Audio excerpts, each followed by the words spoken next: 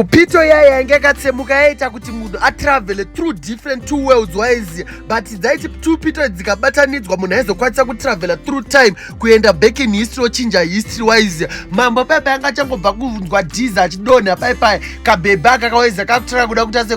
tsvaga pito yapa namambo kuti ambire mambo achibata roko because anga tiri netusimba mbijana waiziya uyo aitoti ndinoda kutorera world dzako yese une tuba world dzida kutorera one pasina maminutes waiziya gadhi wamambo yayo akabva asvika waiziya achiona mambo ari pasi waiziya uyo akabva ahwandadzwa kuti pane munhu asvika waiziya uyo achimhanyira gadhi paipai achidaidzika dzena unotora pito iri mudraw uchengete pito waiziya mbebhi kaikanga tiza uyu mbebhi wamambo yayo waiya paakanzwa waizi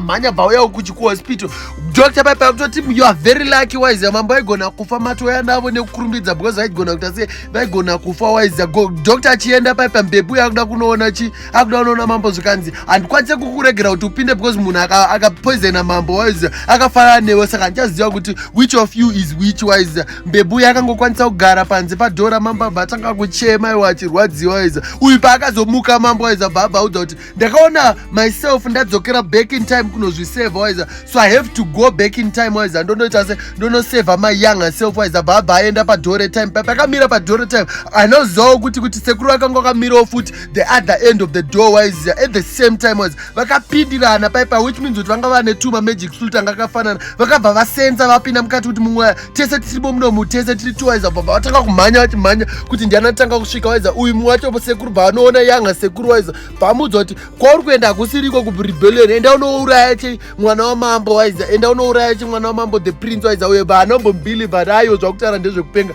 abva auraya chi the older himself waiziya bva amubata bva amuuraya waiziya apa achiri kudzwa kunzi iwe enda unochinja kuti handezvako izvo uri wekushaya iwewe ukona iwewe shit man david abva amuti slota waiziya abva bva amuuraya waiziya because I believe kuti iye is smarter than the older self waiziya bva atora pito achingoibata chibva yatanga kuita marara.